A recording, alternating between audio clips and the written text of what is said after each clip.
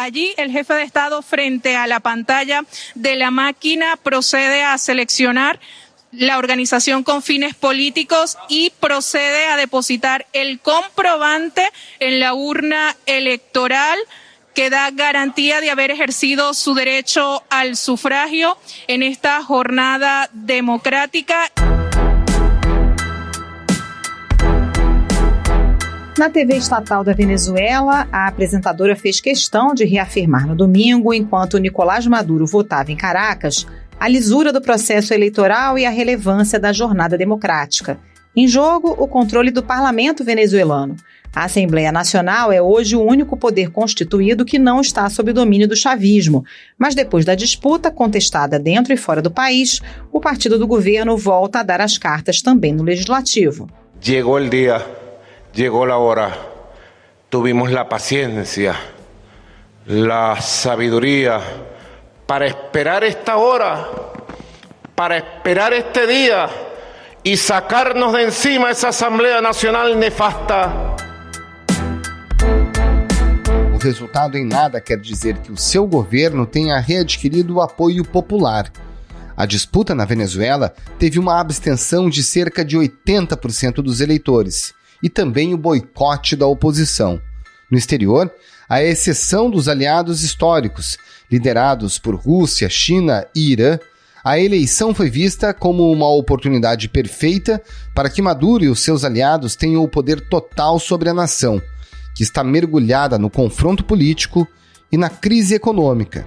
Crise que no final de 2018 já produzia números como este. A situação da economia da Venezuela é cada dia mais dramática. A Assembleia Nacional do país divulgou ontem que a inflação nos últimos 12 meses chegou a essa marca aqui, olha, de impressionantes 1.300.000% nos últimos 12 meses. A situação econômica é tão grave que, curiosamente, o governo socialista de Maduro se viu obrigado a dolarizar a economia este ano. Mas, afinal, como o chavismo aumenta seu poder mesmo sem aprovação da maioria da população e sob forte pressão externa, quais são os caminhos que restam para Juan Guaidó e para a oposição? O que muda na relação do mundo com a Venezuela depois dessa disputa e com a vitória de Joe Biden nos Estados Unidos? Esses são os temas do Ao Ponto desta terça-feira. Eu sou o Roberto Maltic, estou com a Carolina Moran e nesse episódio a gente conversa com a repórter especial Janaína Figueiredo, que acompanha em detalhes a eleição legislativa e suas repercussões dentro e fora da Venezuela. Fique com a gente.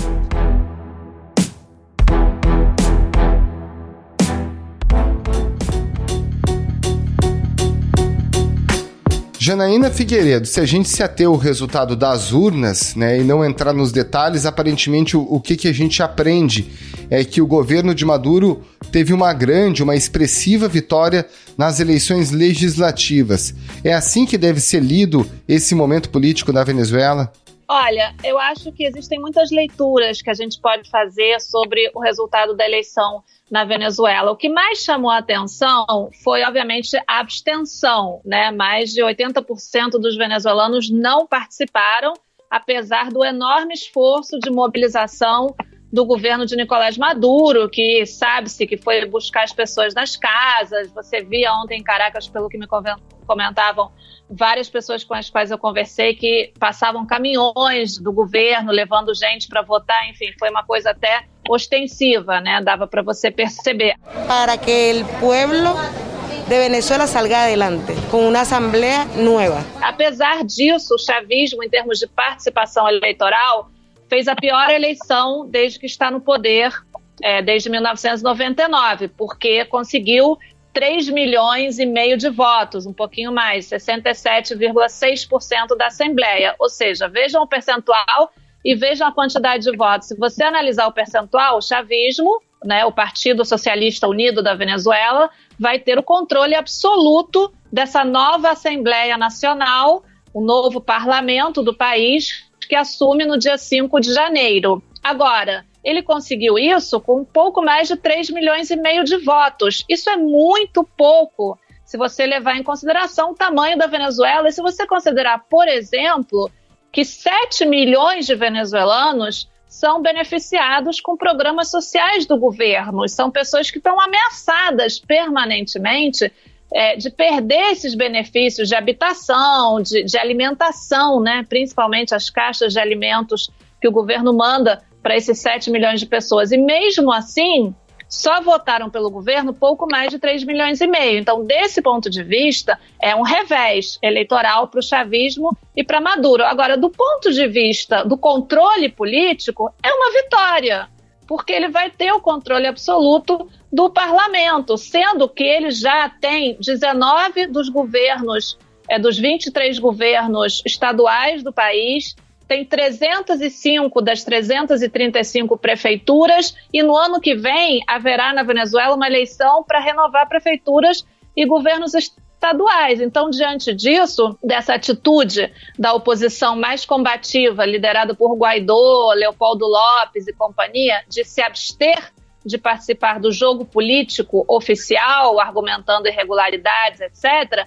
o que vai acontecer? Maduro e o chavismo estão ampliando, estão praticamente controlando tudo, né? E na prática é isso o que interessa dentro da Venezuela, porque Guaidó, vale lembrar, tem o reconhecimento como presidente legítimo, como governo legítimo de mais de 60 países, que continuam considerando a Assembleia Nacional que ele preside e que Maduro não reconhece como a única autoridade legítima da Venezuela. Juan Guaidó recebeu o apoio dos Estados Unidos, Canadá, Israel, Austrália e da maioria dos países da América do Sul, como o Brasil. Já Rússia, China, Irã e Cuba seguem apoiando Nicolás Maduro. Mas isso, na minha avaliação e pela conversa que eu tive com vários analistas que estão dentro da Venezuela, não é sustentável no médio e no longo prazo. A data que a gente tem que ter em mente hoje é 5 de janeiro. Por quê? Nesse dia assume a Assembleia Chavista, controlada pelo chavismo, eleita ontem, né, último domingo, e vence o mandato de Juan Guaidó como presidente da Assembleia Nacional, que Maduro não reconhece, mas que 60 países, entre eles o Brasil, consideram o governo legítimo. Então, a grande incógnita hoje é o que vai acontecer com esse setor da oposição, porque também temos que explicar que tem um setor opositor que sim participou da eleição e obteve em torno de 17% dos votos, então vai ter uma participação no parlamento controlado pelo chavismo, e tem uma ala mais combativa que optou pela abstenção, que grande parte de suas lideranças está no exílio, entre elas Leopoldo López, que está na Espanha, e que vai sofrer, como me disseram vários analistas, a partir de agora, uma repressão muito forte, porque a sensação que se tem na Venezuela é que agora Maduro vai partir realmente para uma ofensiva muito agressiva, que tem o objetivo de deixar quase a totalidade dessa oposição no exílio, né? E você ter uma oposição similar ao que a gente vê na oposição cubana, uma oposição no exílio que já não consegue provocar nenhuma mudança dentro do país. Então, para resumir esse cenário que é bem complexo, a eleição deu a Maduro uma vitória política, sim, embora em termos eleitorais tenha sido o pior resultado do chavismo em mais de 20 anos, né?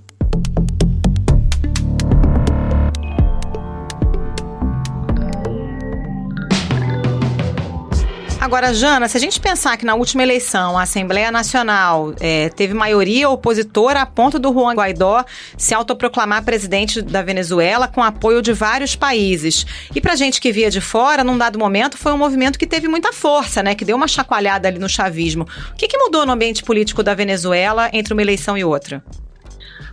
Olha, Carol, realmente, o cenário que você descreve, ele foi real. Todos imaginaram que quando o Guaidó emergiu como uma liderança política, e uma liderança política que ninguém imaginava, porque eu devo reconhecer, eu fui à Venezuela 11 vezes, eu não conhecia Juan Guaidó, eu não sabia quem era Juan Guaidó, e eu conheço muitas lideranças opositoras. Ele não era um líder de peso dentro da oposição, ou do chamado G4, que são os 4 partidos mais fortes dentro da oposição. Ele foi colocado ali como presidente da Assembleia Nacional, que era controlada pela oposição e que fez uma excelente eleição em 2015, que foi talvez a última grande vitória opositora que o chavismo teve de reconhecer, realmente foi um massacre.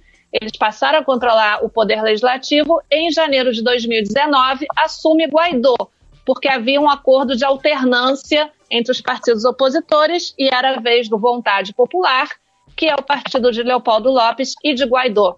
Maduro saca nada de mañana, más allá, insisto, de tratar de aniquilar a alternativa democrática del Parlamento y a la interlocución legítima del país. Guaidó surgiu com fôlego que não se via, eu acho, talvez desde a eleição de 2012, 2013, onde Capriles disputou a presidencial e realmente fez 2 excelentes eleições contra, primeiro, Hugo Chávez e, segundo, Nicolás Maduro. Até hoje se considera que houve uma fraude. Muitos setores acham que houve uma fraude naquela eleição e quem venceu realmente foi Capriles. Entre 2013 e 2019, não houve uma liderança muito forte na Venezuela, até que surgiu Guaidó. Guaidó, o que ele é? Ele é um ex-estudante que foi líder estudantil nas rebeliões lá de 2006, 2007, que promoveu campanhas para referendos contra Chávez, nos quais a oposição obteve algumas vitórias, e de repente surge essa pessoa que não era realmente uma pessoa que estava no nosso radar, né, de líderes opositores importantes, começa a percorrer o país e começa a gerar uma expectativa muito grande e que passou a ser reconhecido, como a gente dizia antes, como presidente legítimo por muitos países. O primeiro deles, um dos primeiros, foi o Brasil, de Jair Bolsonaro. O que aconteceu? O que aconteceu é que passou tempo e nada foi, assim, nenhuma das promessas foi conquistada. Guaidó prometia 3 coisas elementares: o fim do que eles chamam de usurpação do poder por parte de Maduro, um governo de transição e eleições livres e democráticas. Nada disso aconteceu. Então, o tempo e a falta de resultados foram desgastando o Guaidó dentro da Venezuela. Hoje, a grande maioria dos venezuelanos não confia nem em Maduro, nem em Guaidó, Leopoldo López e companhia. E existe um problema de comunicação, de conexão dessa oposição combativa com esse enorme número de venezuelanos que já também não confia no governo, não vê outra alternativa e não confia na oposição. Não existe, enfim, uma grande diversidade de meios de comunicação nos quais eles possam se expressar, porque os meios de comunicação exercem uma autocensura permanente. Eles estão, digamos, condenados às redes sociais e a conectividade na Venezuela é uma das mais baixas do mundo, né? Passaram-se 2 anos, praticamente, desde que ele surgiu, e a situação não mudou, a situação só piorou, né? Porque é bom lembrar, esse setor da oposição apoia as sanções, por exemplo, os bloqueios econômicos contra a Venezuela. E isso está custando caro dentro da Venezuela, porque a quem afeta principalmente a sanção e o bloqueio? A população que está sofrendo lá dentro, enquanto o Leopoldo López está na Espanha, o outro está nos Estados Unidos, o resto está na Colômbia. E isso já está começando a pegar mal entre os venezuelanos, porque lá dentro a situação está cada vez pior, né, gente? Ejecutadas por la 21 Brigada de Infantería proporcionan una altísima movilidad y poder de fuego. Qual é o poder por trás que segura ainda Maduro à frente das coisas na Venezuela?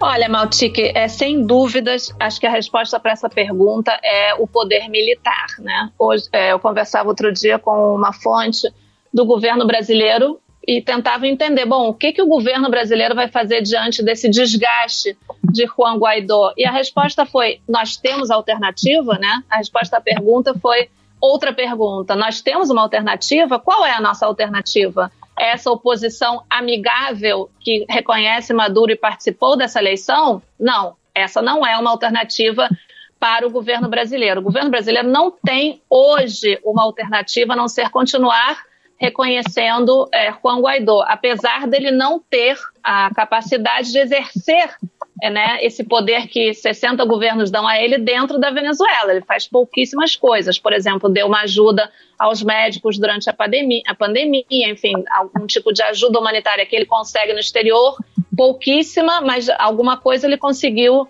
movimentar dentro da Venezuela. Agora, ele nunca conseguiu provocar o que já tentou várias vezes, que é uma rebelião, um levante, enfim, alguma reação de pelo menos um setor expressivo das Forças Armadas contra o governo de Nicolás Maduro, contra o chavismo. Vale lembrar a tentativa de 30 de abril de 2019, onde todos acordamos, bom, não sei se todos, eu acordei vendo na televisão Guaidó rodeado de militares, com Leopoldo Lopes, que estava preso e foi liberado naquela madrugada, e todos achamos, bom, vai ter ali algum golpe, alguma movimentação contra Maduro, e Guaidó vai assumir interinamente, enfim, haveria uma transição.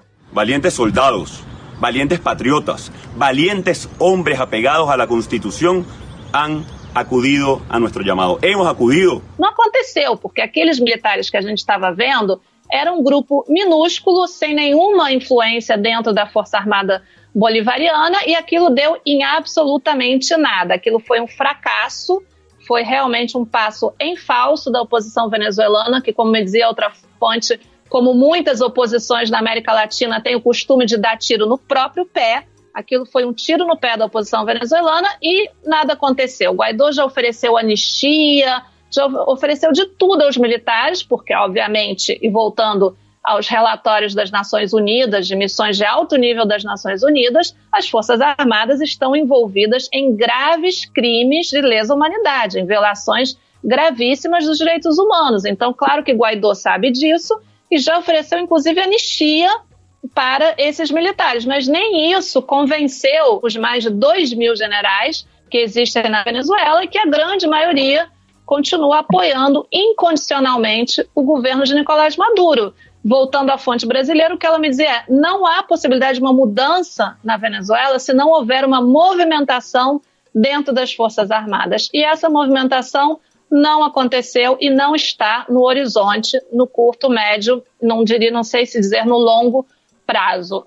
Por outro lado, acho que é importante a gente enfatizar que Maduro continua contando com o apoio de países que são muito importantes atualmente: China, Rússia, Irã. Eles dão ao Maduro a possibilidade de ter algum oxigênio nesse ambiente de sanções e bloqueios econômicos. Me contava hoje um venezuelano que você em Caracas está encontrando agora grandes lojas de produtos iranianos, onde tudo se paga em dólar, né? Porque foi dolarizada na prática a economia venezuelana nos últimos tempos. Foi a maneira que Maduro encontrou de reativar um pouco essa economia tão, enfim, mergulhada numa crise tão difícil. Mas você tem a presença do Irã, da Turquia, da Rússia, da China, cada vez mais forte dentro da Venezuela, e isso dá um fôlego a Maduro, né, diante do cerco internacional que Guaidó conseguiu provocar. Então, Maduro tem o apoio interno mais importante num país absolutamente militarizado.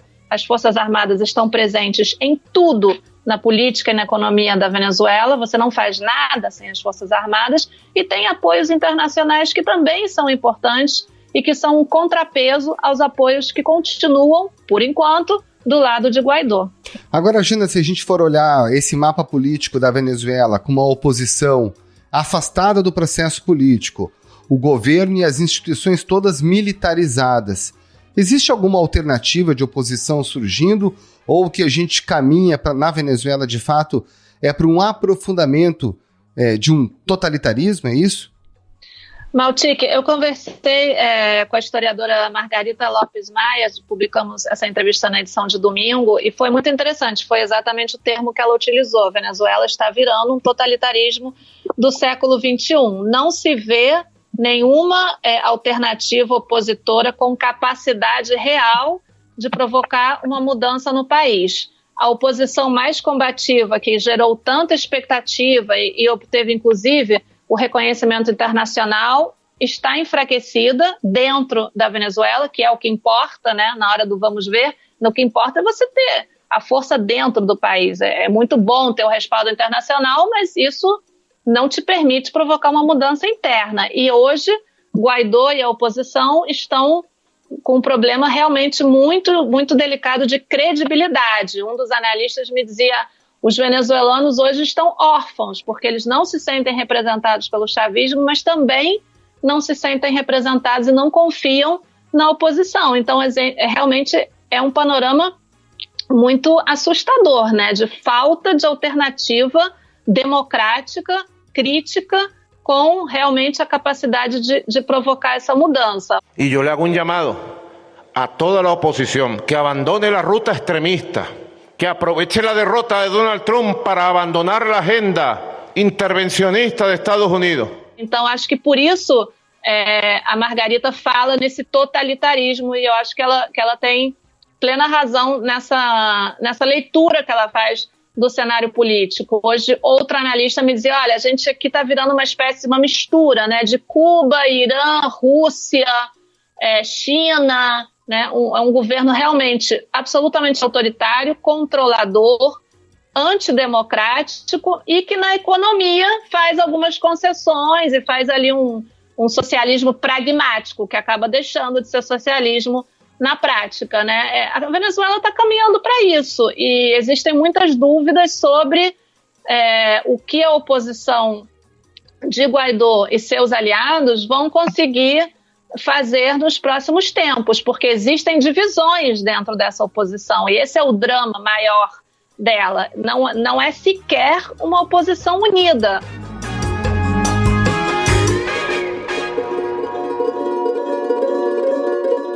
Jana, para a gente encerrar, houve uma mudança de poder importante nos Estados Unidos, que de fato são os que oferecem maior influência sobre todo o continente americano.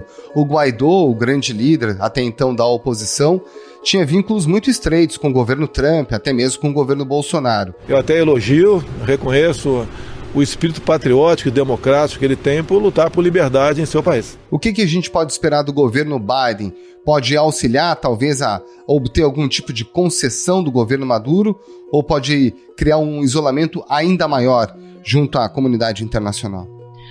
Eu acho que o objetivo de Biden não é acentuar o isolamento de Maduro. Pelo contrário, eu acho que vai haver uma intenção de tentar algum tipo de diálogo com o chavismo, porque está claro que não dialogar com o chavismo não leva a nada, porque, finalmente, como dizem os americanos, at the end of the day, quem está no governo é Maduro, é o chavismo. Você não pode ignorar quem está no governo e quem tem o controle do Estado. Já sei que houve aí alguma tentativa de contato entre emissários de Biden e funcionários do governo Maduro.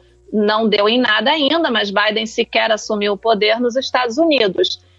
Eu acho que vai haver aí vai haver uma reorganização dessa aliança opositora de países, né, que reconheceram Guaidó em função de que, até hoje, não se obteve nenhum resultado. Acho que Biden vai tentar se aproximar da União Europeia, que tem uma posição talvez mais flexível do que os grupos da América do Sul, né, o grupo de Lima, Brasil, Colômbia, né, que tinham posições muito duras e alinhadas com o governo de Donald Trump, né, foram os que promoveram as sanções mais fortes contra a Venezuela, os bloqueios, etc. E eu acho que para a oposição de Guaidó é um desafio, porque eles apostaram, como governos, né, que nós conhecemos muito bem, Colômbia, Brasil, etc., apostaram na reeleição de Trump.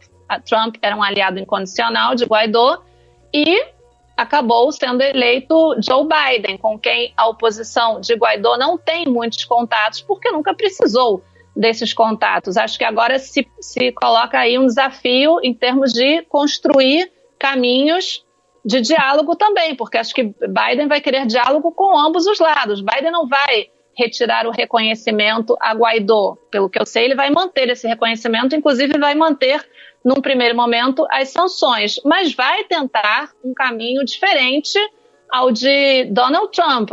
Biden claramente vai dar novamente um papel muito importante ao Departamento de Estado e à diplomacia, né, como um elemento essencial em questões internacionais. E vai depender da habilidade tanto de Maduro como de Guaidó para se recolocar nesse cenário novo, no qual eu acho que os Estados Unidos vão optar por uma alternativa mais diplomática, menos agressiva talvez, e buscando algum tipo de conciliação. Agora, vai haver também uma exigência muito grande à Venezuela de Maduro em termos de direitos humanos, direitos políticos. Biden não vai, por exemplo, suavizar as sanções em troca de nada. É claro que ele vai fazer exigências muito fortes ao governo de Nicolás Maduro. Será que Maduro vai estar disposto a fazer concessões? Não vai estar disposto? Isso a gente não sabe. Agora, o que realmente a gente vê hoje é que Maduro não está absolutamente, assim, não está desesperado para sentar numa mesa e negociar com Biden. Hoje ele está fortalecido. Que le pidamos en una sola voz el levantamiento de todas las sanciones al nuevo gobierno de Estados Unidos de Joe Biden. En una sola voz se le pida a nombre de Venezuela, se levanten todas las sanciones. Mas é claro que sanções e bloqueios econômicos não agradam ninguém e ele tem problemas em relação a isso e gostaria de mudar esse cenário. A gente vai ter que ver, enfim, o peso dos interesses, a possibilidade ou não de flexibilizar posições e de que acordos possam ser alcançados. Mas eu acho que se abre aí um novo jogo na frente externa, tanto para Guaidó como para Maduro. Janaína Figueiredo, obrigada pela participação aqui no Ao Ponto. Bom trabalho para você. Muito obrigado, Jana. Grande abraço e boa semana. Obrigada, gente. Um abraço.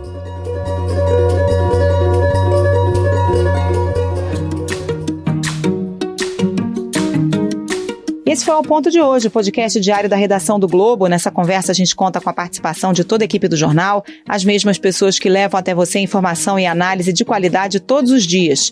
Quer saber mais? Assine o Globo. Acesse assineoglobo.com.br e confira todas as notícias e reportagens especiais. A edição é do João Guilherme Lacerda. Tchau. Até mais.